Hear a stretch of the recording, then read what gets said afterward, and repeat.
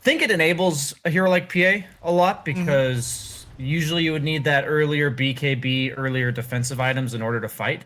But he might be able to join fights much earlier with just damage items. Last time I saw Nico Baby play PA, he went for Deso rather than the Battle Fury that we usually see. So the thing about Abaddon is that he does enable you. He's like an Oracle that doesn't require good positioning, but we'll see. I was amazed they first picked it because I thought the place for Abaddon in this meta was against the Batrider, and Kyle mentioned that himself. So I'm definitely curious to see what they do with it. No, for sure. Yeah, well, we'll see what sort of moves Alliance is going to have. As here around the ruins, we're going to see Fada and Skeeter try and take this away. Yep, there again. Easily done there. Let's have a look at these lane setups we are going to get. Nothing surprising. 9 on the mid, Void Spirit against, of course, Limp's Puck. That top lane by the Shaker. 33 Brute playing into Nico Baby and FNG. So we'll see how well FNG can secure Nico Baby that farm. And then down bottom, Fada supporting Skeeter against this S4 and Hansken Timber clock lane. Yeah, it's funny. Brewmaster, not that great for the laning stage because all of his skills get removed by Abaddon Shield. But this is an example of a team drafting for the game because Brewmaster is one of the best heroes at dealing with Timber Saws and Abaddons. These heroes you don't want to focus and you can't really afford to deal with in the early to mid-game team fight. Just throw them up in the air. Deal with them later.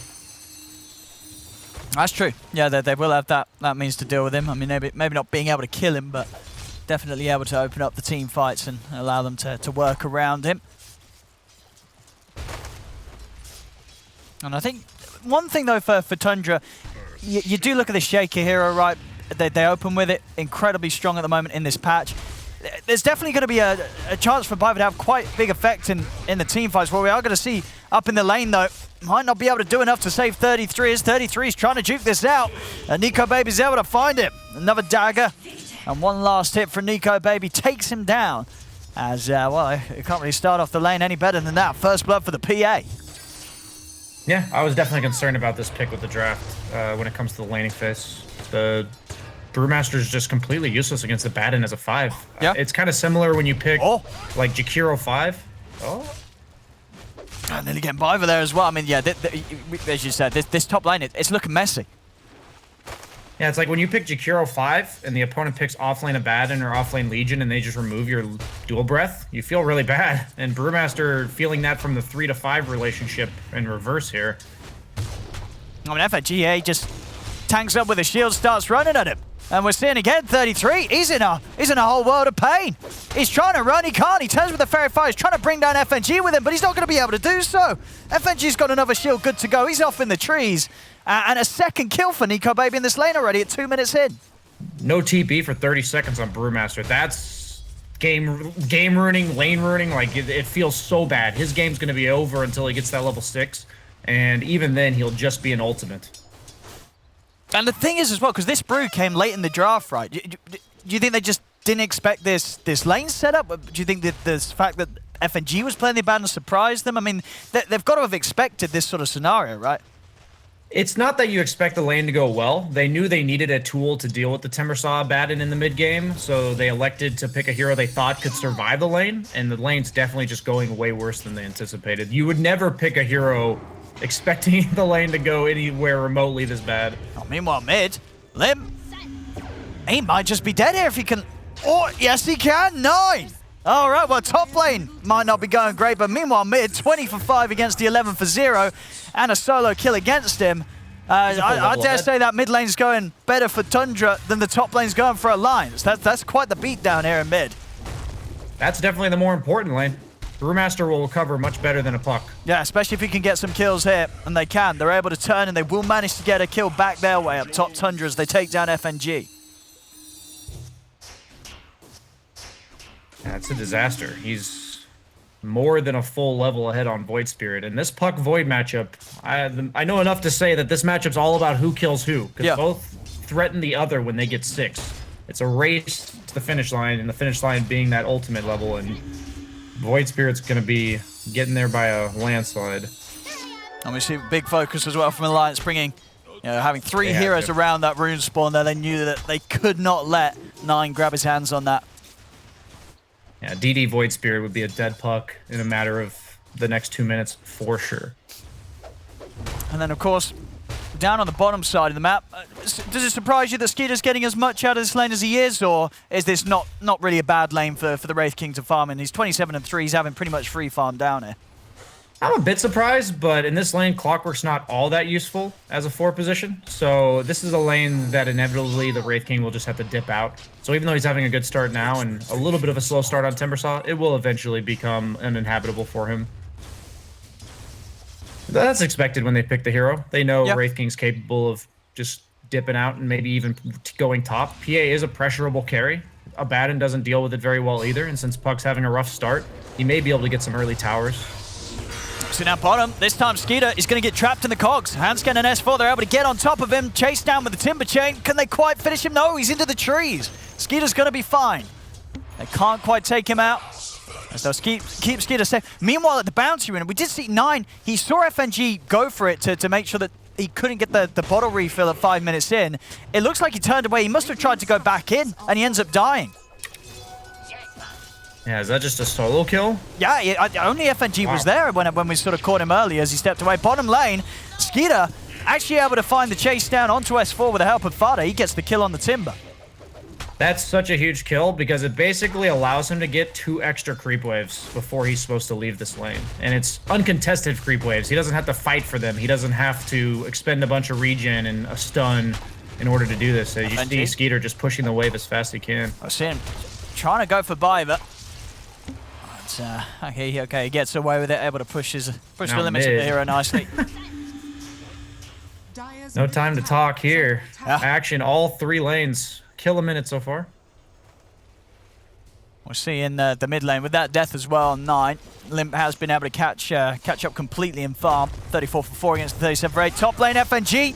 He baits them in on him, and it works out. He does die, but he's just gone and secured another kill for Nico Baby there. FNG, I mean, he's playing a very selfless game here to really make sure that Nico Baby gets so much out of this top lane. And he's queuing up the battlefield this game. So they're electing to utilize the space from Timber. So last time when he played PA, I think he felt like he had to outpace the Riki that he was playing against. But in this case, he wants to match the farm of the Wraith King and say, I'm going to outcarry you on similar level of net worth. I see that bottom. Handscan. He tried to get aggressive on the Fada, but Skeeter's able to step across. Fada might just go down, and he will. Gets the Phantom's Embrace off onto S4, but S4's able to just take him out straight away with the right clicks. Saw an attempt as well on the mid lane. 9 and Biver tried to get the catch on Limp, but not quite enough lockdown there between the 2 of them with the Fisher and the Remnant. Limp's able to keep himself alive. They did kill the catapult bottom. Because of that kill on S4 about 2 minutes ago, that's the even more important component of that kill. Because Timbersaw alone doesn't usually hit the tower for very much damage. So his way of taking the tower is simply tanking the tower while his catapult kills it. So that will slow that progression of the pressure coming out from S4 and the ability to invade the Wraith King's farm by, honestly, 3 or 4 minutes. It's pretty significant. And hang on, we found Fada again. Fada coming to Handscan.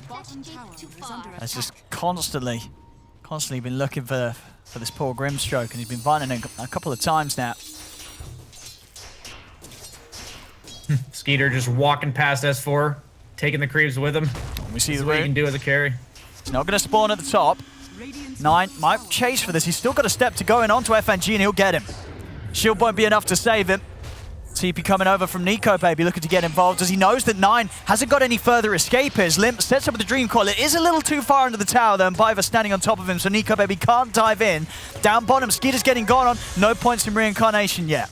As Hanskin and S4 are able to take him down. Back over towards mid. Limp was able to swing around, get that regen rune picked up. Nico Baby is going to start trying to make his way back up to the top lane, but they're going to make a move onto him. Limp's jumping in to try and keep Nico Baby safe. FNG in with the TP, provides the shield, gives him a target to jump up to the high ground, so Nico Baby will be kept safe. And FNG might be able to help him on this attempt to go for Biver here. As they're chasing him down, Biver on the retreat. He'll get the Fisher off, but he's looking pretty dead here. The shield's up on Nico Baby as Biver. FNG's going to try and chase. Will set up for the dagger. They get the kill. Nico Baby tries to escape though, but the time has been bought for Tundra to just pretty much bring the whole team here. As Biver, I mean, he dies, but it kind of works out for them. They're baiting FNG and Nico Baby to try and chase for the Shaker kill, and it just buys time for everybody to turn up and turn it around.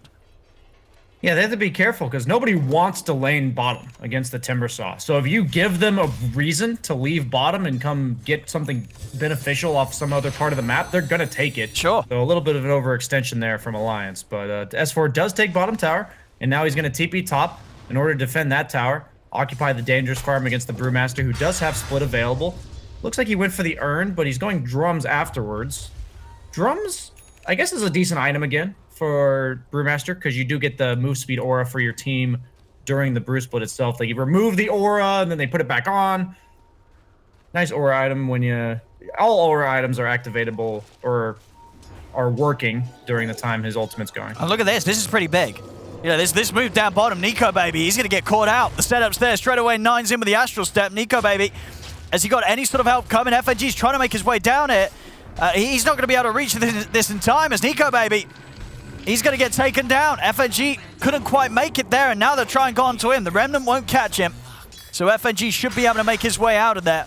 I mean, I guess Nico Baby felt this area of the map was safe after S4 had forced anyone from Tundra out of there. But they quickly move in onto him, and they're going to be able to find FNG as well. They continue to chase him down. They block him off with the Fissure. Nothing held back there as they drop the slam. 2 more kills for Tundra as they show that, you know, for Alliance, that bottom area of the map isn't as safe as maybe they hoped it would be.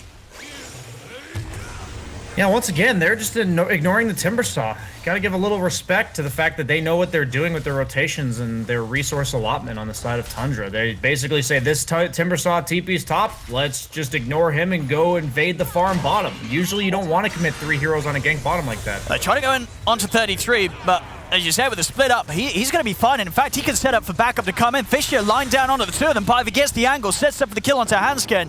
They're going to look towards S4. We'll see if they can burst through him. He's a very tough target to take down. Yeah, I don't think there's any chance of this happening. They'll give him a bit of a tickle and then they'll be on their way. They're not going to be able to take him out. Yeah, they brought him down to about 90% there. Yeah, nearly. And now 9. He's going to get gone on it and see if he can juke this out by some time in the air. He's going to be okay. Now they've got Skeeter. Now they can have a chance. They've got some heavy hits from the Wraith King, and this time they'll be able to take S4 down. As Tundra really making sure, you know, everything that they're doing with these moves just seems to be incredibly well thought out. Yeah, it's a bit of sloppiness from Alliance. I think it requires Tundra to capitalize on it perfectly the way they are. So I commend them very well for recognizing that Timbersaw is out of position, despite the fact that he's super tanky at this stage in the game. But S4 getting a bit carried away. He has taken 2 tier 1s, both side lane tier 1s going down for Tundra, so that will be more space on the map for Nico Baby. And he still almost has the Battle Fury, despite his early couple deaths. He does have 4 kills. He's got the 420 KD going right now. 9. Comes in with the Invis Rune. He's able to add the setup onto Hanskin. TP's coming over. Are they going to be able to save him in time? No, not quite. Damage from the Phantom's Embrace finishes him off before FNG finishes his TP. I'm about to take a screenshot because Nico Baby's 5 CS away from the 420 KD 69 CS. I know I don't want to meme too hard on you right now, OD Pixel, but you got to get excited sometimes, you know? Sometimes, yeah, the numbers are there. It just, you know, the memes are speaking to us. We'll see mid. Look like Limp wants that Witchblade. A little bit of mid-game damage that they will be lacking because their carry is going to be rather AFK farm heavy.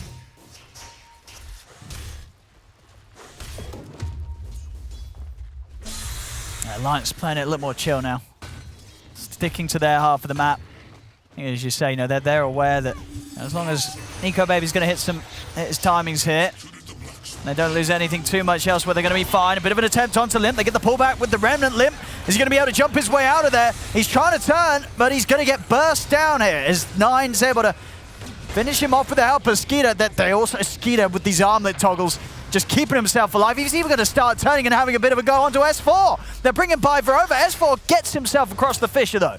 Will manage to retreat. I mean, they lose 9, but they're getting 2 kills for it, and 2 kills as well that Skeeter's being able to pick up for himself. So now, they're going to try for FNG too.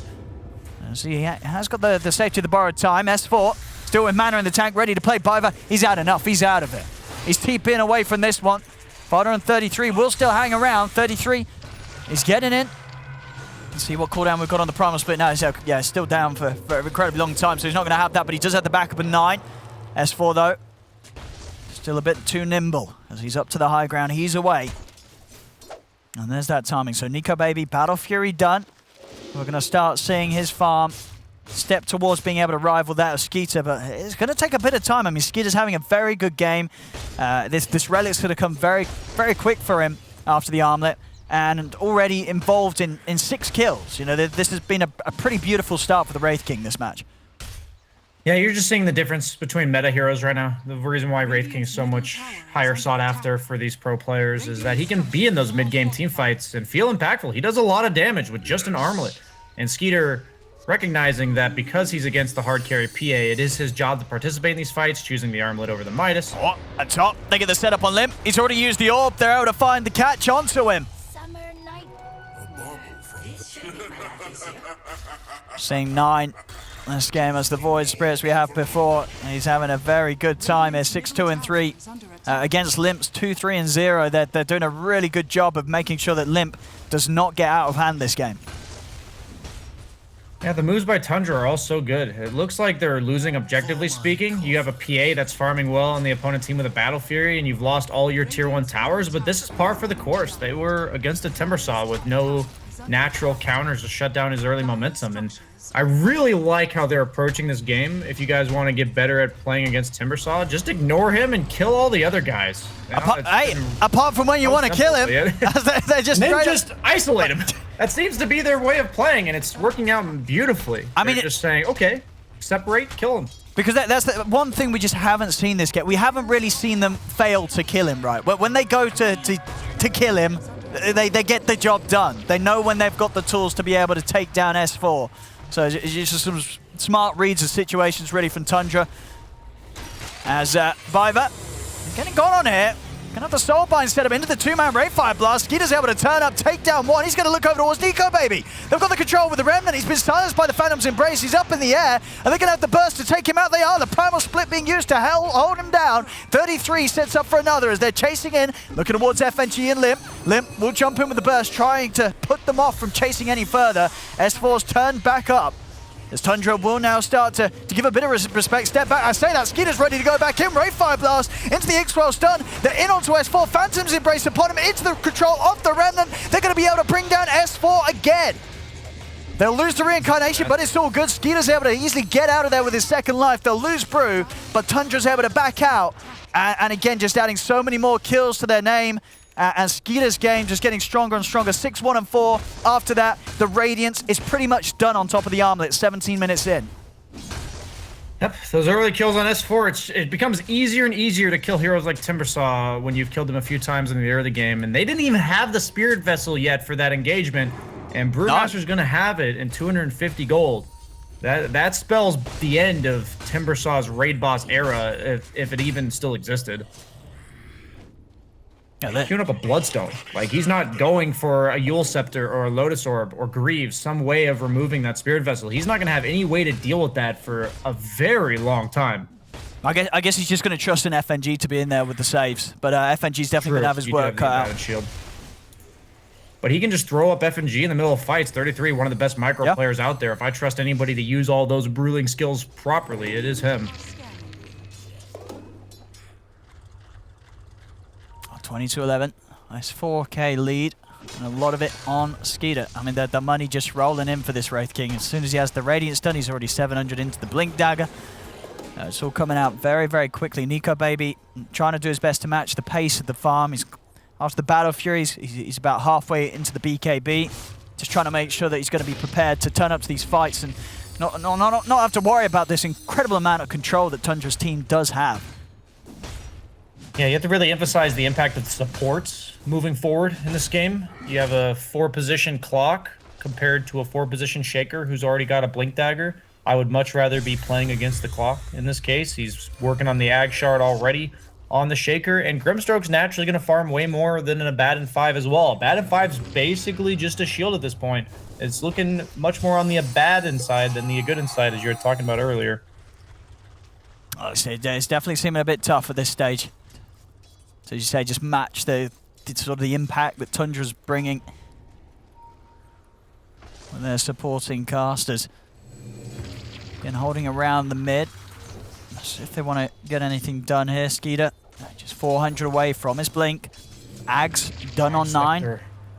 That's huge against saving heroes like Abaddon. You're never going to be within range. All of his spells are such short range that anybody that's getting hit by the Void Spirit Ags is also going to be hitting the Abaddon.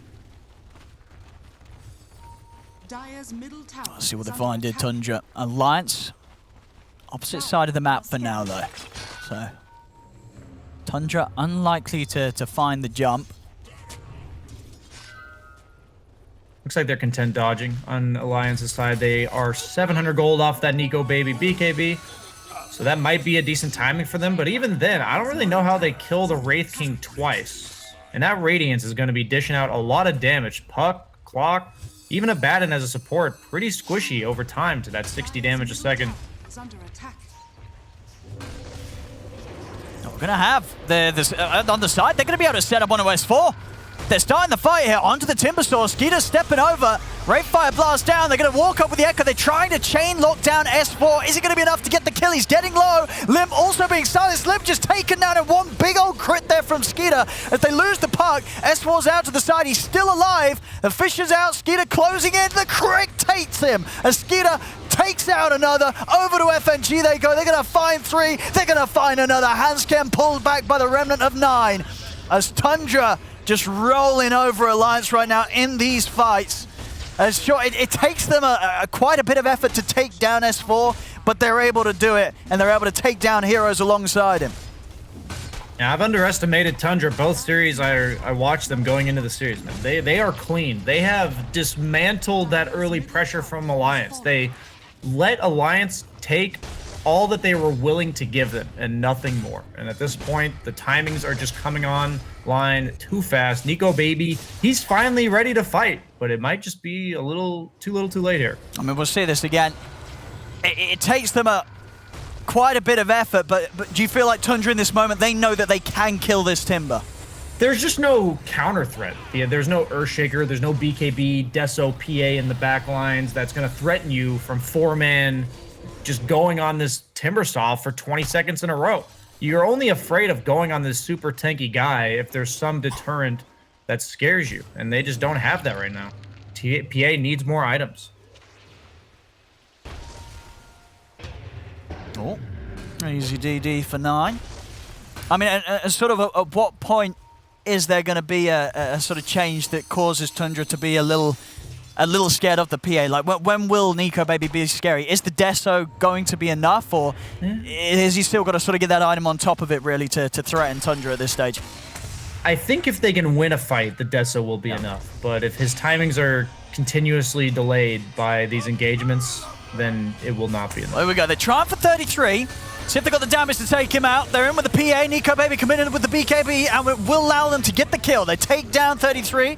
They'll lose Handskim for it. 9 jumping in aggressively, looking for FNG in the trees. Over to the side, S4 yeah, no is being locked down by Beaver and Skeeter. They're both on top of S4. S4 will be able to get in, cut down Beaver. Silence as well as they hold back FNG. Skeeter, he's still looking for S4. S4 again, over to the tree line with the Timber Chain. 9 and Fighter trying to chase. DD still going on 9. Limp jumping in with the silence to stop them from getting in, but the Yule setup's there. They close the gap onto S4. He'll cut down Skeeter the once, but Skeeter's ready for round 2, and the Wraith Fire blasts out. 9 jumps in onto the Timber as S4 will fall yet again. It's not the end of the world for Alliance. They did trade evenly in terms of number of kills, and PA got out. Did have to use the 10-second BKB. In any carry matchup where one carry affords to go Radiance Blink AC and the other one has to go BKB this early on in the game, I'm feeling much better scaling into the late game as the Wraith King. Having that 10-second BKB come online 40 minutes into the game when the PA's got a 5-6 second BKB, it makes a major difference in these team fights, especially when you have heroes like Abaddon, like Brew, that are going to delay how long it takes for the fight to burst targets. Sure, but I guess at least the upside for Nico Baby in these fights is when he does have that BKB pop, he's pretty invincible, right? They don't have any way to deal with the evasion.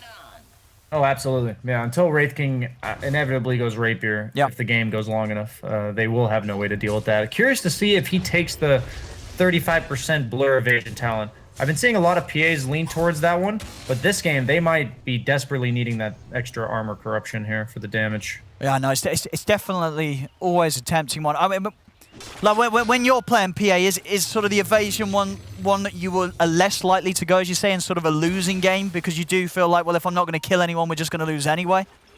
Yeah, PA has two issues. If she's ahead, she worries about that timing where she can actually be burstable outside of BKB. In that case, the blur evasion's really nice. If she's behind, then she lacks damage usually. So I would, arguably enough, the more aggressive talent's the one you'll take when you're behind. Let's see what we got here. They're on the high ground. I mean, they'll settle for Hansken. Not the biggest. Face check. Yeah. They're there, guys. Found him.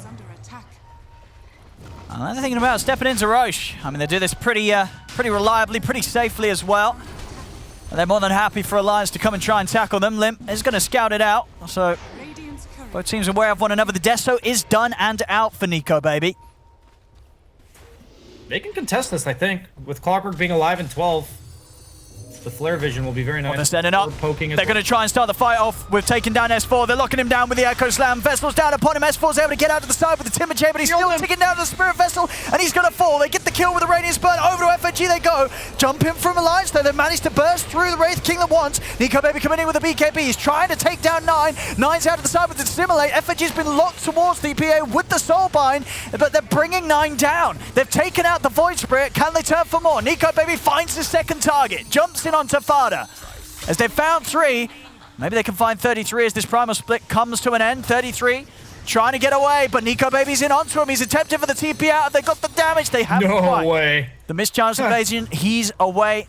He will live, but a good punch back from Alliance, finding 3 heroes, and now they can look to threaten the Roche with this Deso on the PA. And 3 heroes down, a buyback coming out from Fada as he really wants to stop Alliance from going for this. They want blood. Yeah. They have the ward. Here they come, Skeeter. Fada at 33, and there's the extra buybacks. 9 buying back as well to make sure he can outpound in this fight. They're in on the 33. 33 getting solo, but he's able to step to the side. Fisher blocks them off. They move in straight away on top of Nico Babies. They take down the PA. Over to Hansken they go. As Alliance, they've gone in heavily aggressive for this move, but they've lost 2 heroes. They're going to lose S4 here as well to Skeeter and Biver. As the buybacks allowing them to win back on top. They try and chase Alliance, they get aggressive. Of course, all still that time, Nico Baby's BKB, it was still on cooldown, so he didn't have it prepared to fight with. They're gonna have a buyback from Hansken. This is a fight that S4 and Nico Baby won't be able to turn up to. As 9, he's chasing down onto FNG, he's got the backup now. Skeeter, boom! Crit comes out, and Skeeter will claim the life of FNG. Yeah, they know they can't afford to give the Aegis to Tundra here, so Alliance expending all buybacks possible. I'm sure FNG will buy back if he feels the need to, but Tundra still not quite done with that AC on Skeeter, so they're lacking a bit of that physical damage to bring down the Roche in a timely manner. Yeah, the Earthshaker shard, man, this stuff's busted. It's strong. I can't believe this. You know, in those like animes and stuff where they're like, show yourself, you know, the guy in the back. The guy that's like trying to sneak attack you. You're supposed to have to be point blank range on Earthshaker to stun people. And suddenly he's just on the low ground, perma-stunning the PA as his BKB is still on cooldown, as you mentioned. It's so annoying and frustrating to watch as a carry player. Now just Hans can go for a steal. I think you do, don't you? Kind of have to. Why not? Why not? Try your lucky. You got Nico Baby ready to join in. They're going to try and get on the side, but they've taken down Biver. He's gone straight away, but Tundra will be able to finish the Roche, pick up the Aegis on Skeeter. Now, Tundra's ready to fight. Jump forward, in on a Hansken. He's popped the cogs, but Skeeter's in there with him, ready to fight. Soulbind connected off the 2 of them. Limp, he's able to jaunt out just in time to the orb. Limp will make it away, but 9's in onto Hansken. Hansken will go down. Tundra starting to reset a little bit as Limp, jumping in with Nico Baby Alliance. They're going to try and fight back into this. They turn. Who are they going to try and jump towards? They're looking for 9, but 9's up to the high ground with the Dissimulate. Limp and Nico Baby, they will find him, but no. One more step, he's off to the side. The dagger's coming in. He's going to tick down as the Witch's Blade damage from Limp.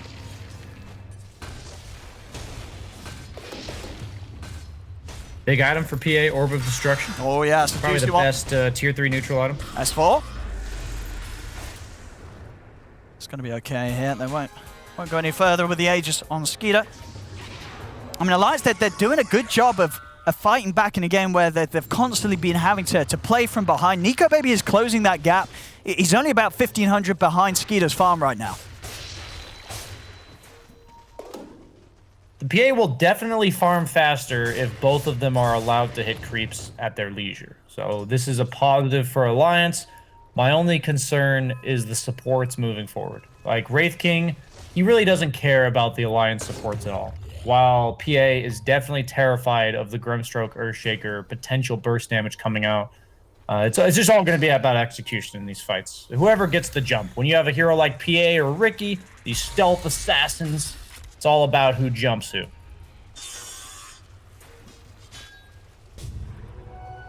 Viva. He's able to cancel the Timber Chain. Skeeter's in. Woohoo! A lot of hope there for S4 as Skeeter brings him down.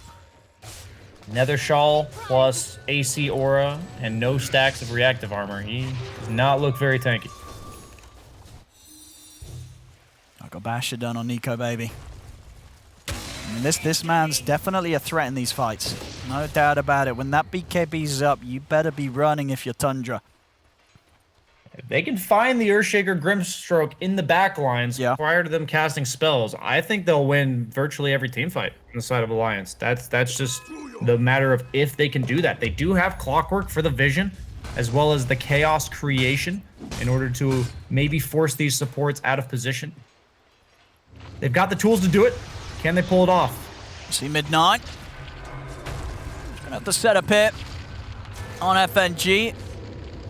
As Nico Baby's watching from the side, I don't think he's going to want to get in this. They're just going to let FNG go down. As actually already trying to jump to the high ground. Nine seeing if he could find anyone else. He's closing the gap on Limp. The blink out is there in time. So now they'll be able to start forcing down the mid, see if they can get themselves some more tier 2s. We're sitting on the net worth as well. I mean, Limp's really caught up his game. I mean, does it sort of surprise you? You know, you sort of look at 9. He's 11, 4, and 15. Limp's only 5, 4, and 8. But Limp is just as farmed as Void Spirit. Is it expected that the Puck farms as well as Limp has? It seems like he's just crushing it in the farm department. Hanskin, he's definitely not going to be crushing it, I believe, as 9 will find him. I think Puck getting the kill on 9 last fight was a big swing. If both heroes have decent farming accelerators, and one hero gets the kill in the mid game, it happens the same way with carry heroes as well. Whenever you kill your counterpart, you suddenly just create a gap between the two of you. But in this case, since 9 was so far ahead in kills beforehand, now that they're about even, it does check out. The math checks out. I've crunched the numbers real quick, the arbitrary numbers there. Sure, it's just always weird to see because it's like, you know, 9's been running around, he's killing everyone. You know, how much does it matter really when Limp's been able to, you know, just take that top spot? You know, it's the efficiency. If you look at the other 3 heroes on both teams. Yeah. Limp's clearing creeps, right? But nobody else is. Sure. Probably why. Grimstroke's nuking creeps. Earthshaker's gonna take some creeps. I think the net worth on the supports is really what you're seeing as why Puck would still be even as well. At the end of the day, these Glimmer Capes, Force Staves, Blink Daggers, Ghost Scepters on these supports, that 2,000 net worth is arguably more impactful than 2,000 net worth on any core. True. Yeah. No, absolutely. He's going sheep as well on Grimstroke, so if he ever gets there, that is actually terrifying because he does get the double value out of the Soulbind into the Sheepstick. And he has the capability to farm it. One of the best farming supports in the entire game, Grimstroke. They're looking. Oh, yeah. He's well preemptively. BKB done on 9, so he's going to be a menace in these fights. He's been barely dying without that BKB. And now he's also got the Elephant Tunic. 16% evasion will be quite nice against PA. He never buys MKB. May buy a Rapier at some point if the game comes to that. We'll see around mid. Both teams watching this wave, seeing who's going to take a move onto it first. Limp. He's thinking about the best way to start this off. It's hard though with his BKBs done. Of course, Limp not quite having the ice. Oh, TP's out, but he's able to cancel them. He's in with the Dream Coil. He's going to force them to stick around. Hansken's found himself in on the front lines. Nico Baby's thinking about getting in. The Echo Slam's already been used with Piper. He's been taken out. Limp popping the BKB here as 33 will attempt to chase him out.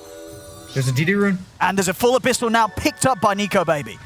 As Nico Baby, he is more than ready to take down targets. Over to the side though, S4's being gone on. Skeeter and 9 taken down in a matter of seconds. As Nico Baby's ready to fight back. Commits with a BKB, looking for 9, but 9's up in the air with the Yules. With it to simulate ready, 9's able to wait out, but no, Nico Baby chases up to the high ground. Jumps in, finishes him off, but the BKB's come to an end. Skeeter's in on top of them, and bam! The crit hits! 1,300 damage been done there. As Nico Baby, he's out of the game for 90. Alliance, they try and force them to fight. They're cancelling the 2 TPs out. I mean, they get something out of there, but they lose their big hero at the end of it all. Nico Baby going down.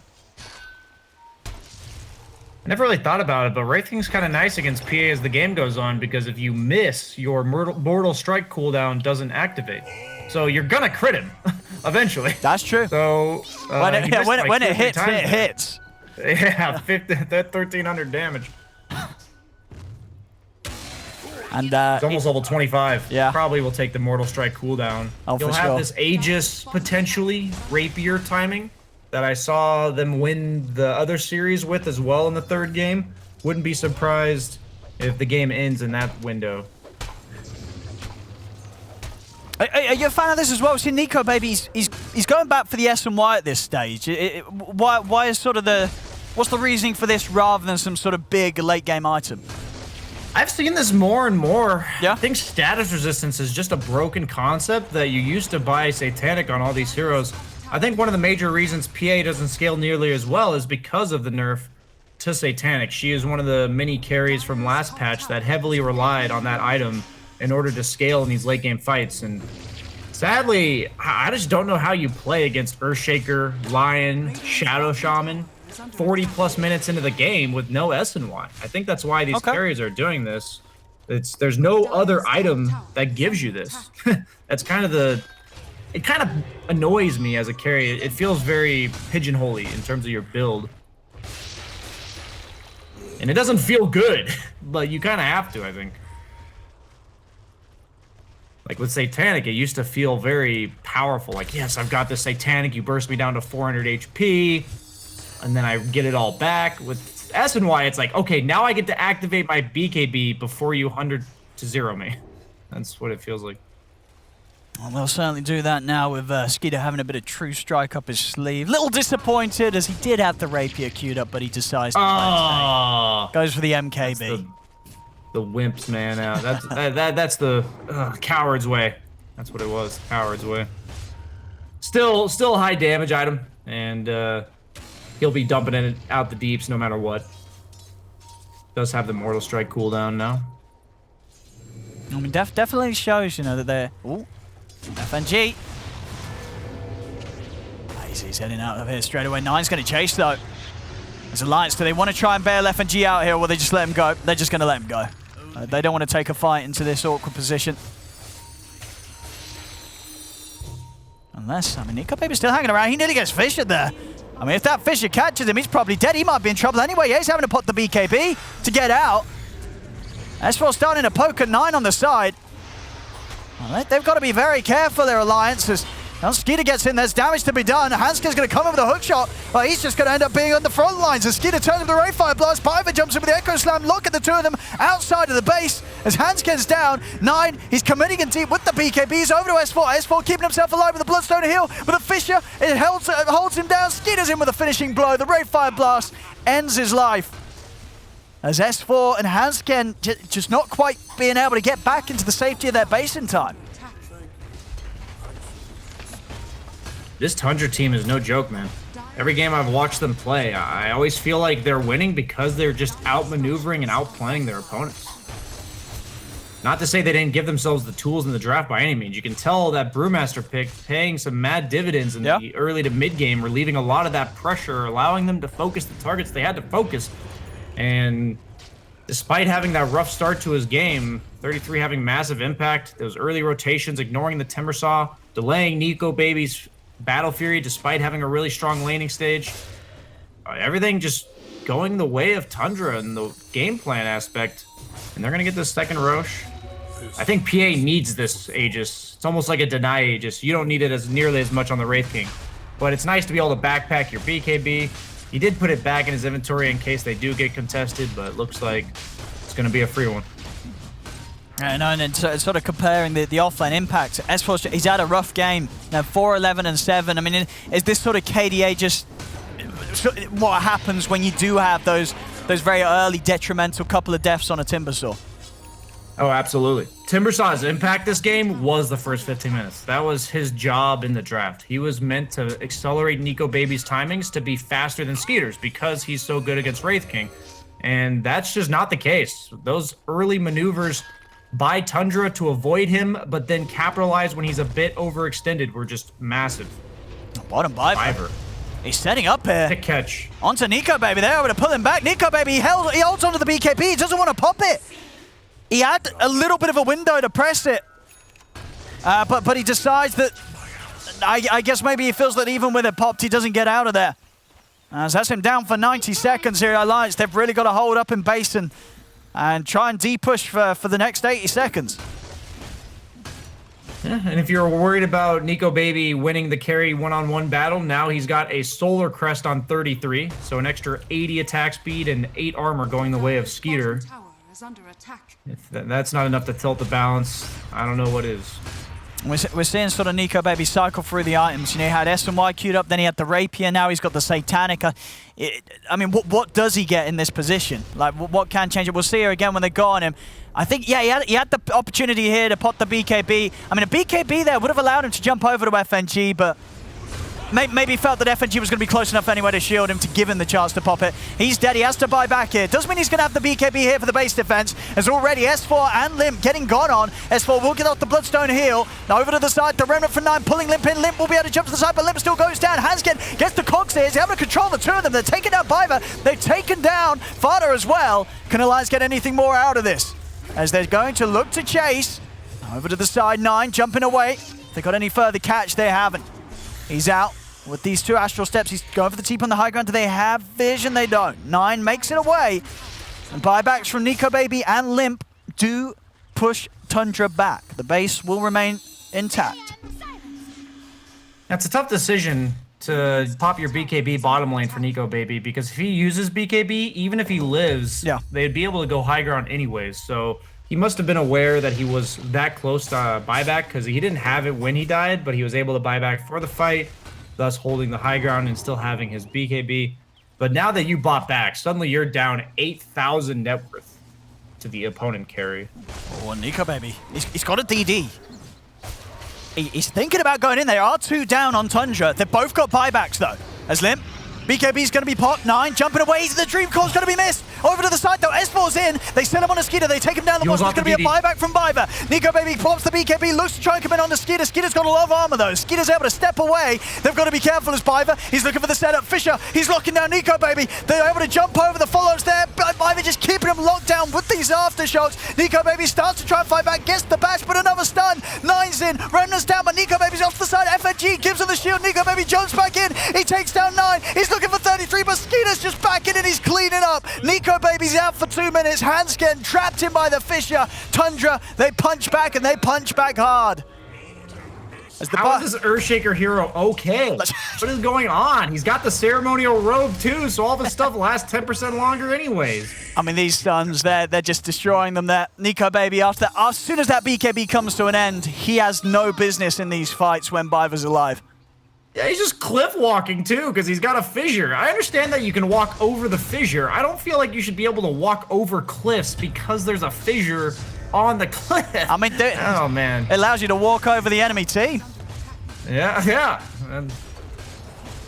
Well, there we go. Into the base they go. Berkeley. No Nico Baby for 75 seconds. What can Alliance do with the 4 of them? Already starting the fight, jumping in onto S4. Shield from FNG keeps him safe over to the side. They do get the silence onto 33. No further burst, though. Still having to hold for a minute. Skeeter focusing the objectives, trying to take the racks down. Be able to get through the reincarnate. Over to the side, 9. Jumping into FNG. He's going to have the Yule set up into the Remnant. Onto Puck. Limp. He's getting chain stunned. Is there any saving time? There is. A Phonic Shield allowing Limp to put the BKB. Skeeter also committing with his BKB. Tries to go for Hansken, but Hansken's out with the Glimmer Cape. 9. Over to Limp he goes. Limp able to Waning Rift out of the way of the Remnant. Limp will manage to make it back to base. 9 still trying to work on Hansken. And now he's going to turn over towards S4. S4 breaking away from the primal split with the timber chain. 33 turns his attention over towards Hanskin. Another glimmer kick keeps Hanskin safe. FNG's in on the front. The Dream Caller is down to the three of them, but they've lost FNG. FNG out for 70. No buyback on him. The Vestal's onto S4. He's off to the side. They are managing to sort of keep Tundra distracted from the base, but now, okay, Skeeter, he's going to be able to clean them up. He just gets in on the two of them. Hanskin and S4, they're both down. They're going to have Nico Baby back in 10 seconds, but then it's going to be down to Nico Baby and Limp. Just the two of them this time round to push Tundra back, as Tundra, they're looking to take this bottom set of racks. I commend Alliance on their high ground hold here, but they just had to keep expending so many resources every time, costing a buyback or two, and eventually the war of attrition going to wear you down. Up 23,000 gold now. Call Limp. Whoa, have they? Limp's out. 9. Some good moves from Limp here. I mean, he's keeping 3 of them focused away from the base. All lanes are pushed out, so they're having to do this through backdoor protection. Solar Crust, AC, so much damage. I mean, Nico Babe's going to try and get in.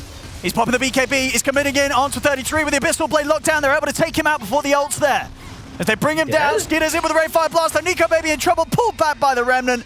Nico Baby's out, and with him having no re-entry to the game for 100 seconds, they know it's over. GG is called.